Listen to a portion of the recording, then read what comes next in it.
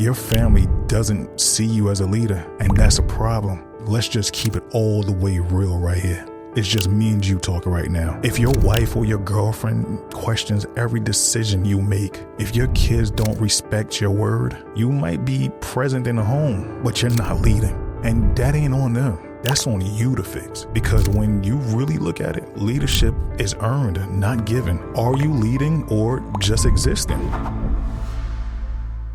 Fellas, pull up a chair. We have to get something straight here, right from the jump. Being a man, being a leader in your home was never supposed to be easy.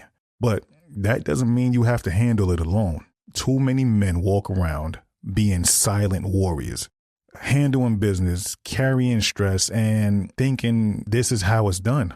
But let me ask you something. How's that working out for you so far? Are you leading with strength, or are you barely holding it together? This is something that I myself struggle with on a regular basis. It's something I can almost guarantee all men go through this at one point or another, where we struggle with the weight of the world. We struggle with all the things that we have to carry, right? Now, are you standing firm on that role, or do you feel like you're just reacting to life? Listen, the greatest leaders, they don't just survive, they build. They build families that support them. They're also a part of homes that don't drain them and mindsets that keep them clear and focused. Today, we're talking about how to lead without breaking, how to carry the responsibility without being crushed by it, how to get your family on board so you're not just handling everything, you're guiding everything. Because let's be real, if your wife or girlfriend and your kids aren't looking to you as a leader, you've got work to do. But that's why we're here. So let's get into it. My question to you is, why does leadership feel heavy when it doesn't have to be? There's a couple of reasons that come to mind. Number one, you're handling everything alone and it's killing you.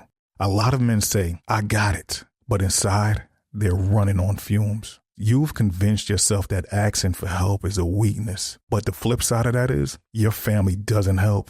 Is that their fault or yours? Because a strong leader doesn't carry the weight. He delegates it. Being overwhelmed is real. The pressure to provide, to protect, to lead can feel like you're carrying the world on your shoulders. Silent suffering isn't leadership. If you're burning out in silence, you're not leading, you're enduring. Your family can't read your mind. If they don't know how much you're struggling with, how can they step up? And number two, this may hurt your feelings a bit, but someone needs to say it.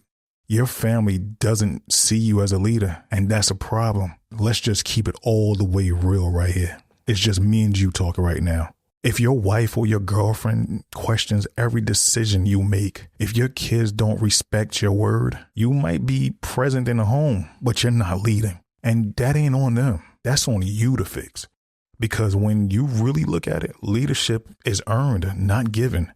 Are you leading or just existing? Leadership isn't just about being there. It's about setting the direction. And on top of that, respect isn't automatic. If your family doesn't listen to you or follow your lead, it's not because they don't love you. It's because you haven't established yourself as a leader they can trust to make productive choices. Indecisiveness kills leadership. If you hesitate, they hesitate. If you're unsure, they won't follow. Number three, your marriage feels like a power struggle. I hear too many men saying this. Man, my wife doesn't respect me. She challenges everything I say.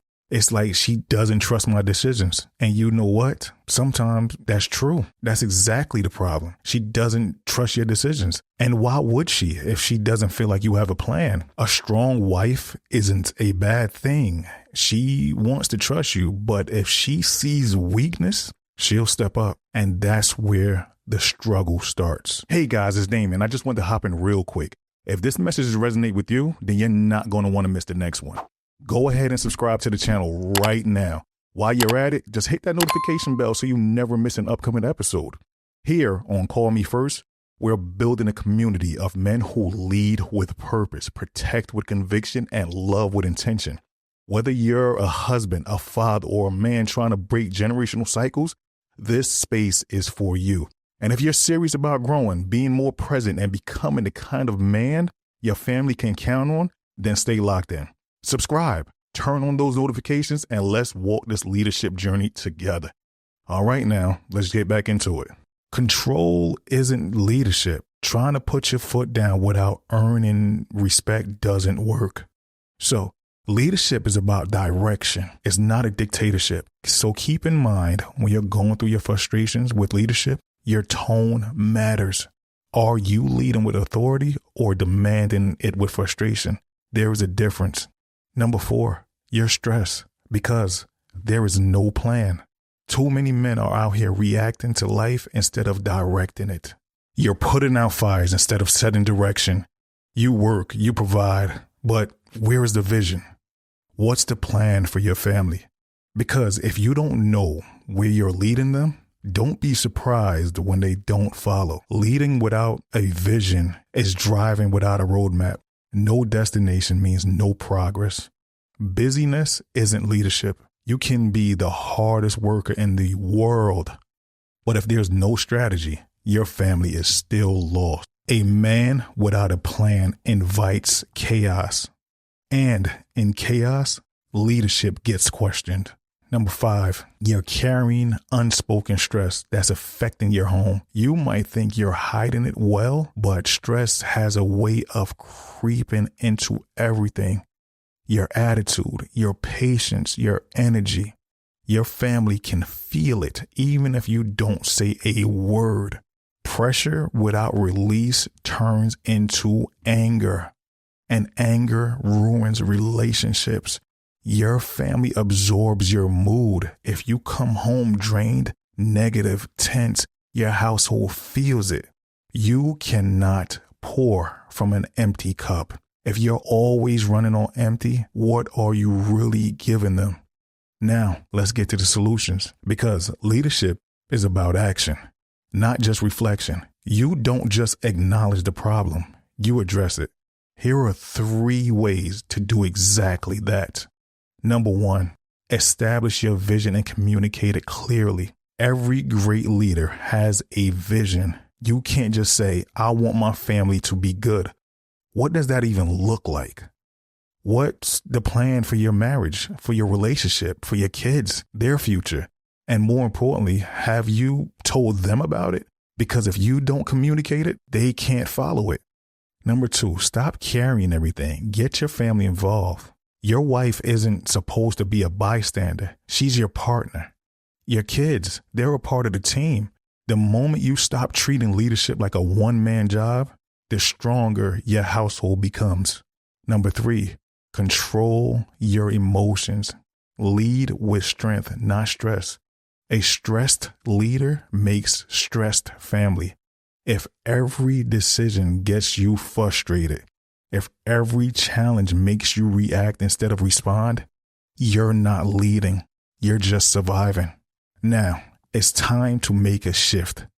Your family wants to follow a strong leader.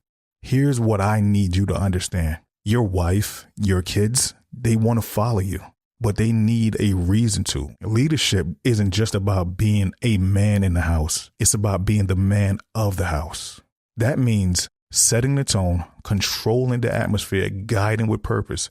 It means leading in a way that your family sees you and says, that's the man I trust to lead us forward. So here's your challenge for the week. Sit down, write out your vision and communicate it. Don't just assume your family knows. Make it clear and start leading from a place of confidence, not exhaustion. Well, that is it for this episode. If this episode spoke to you, do me a favor.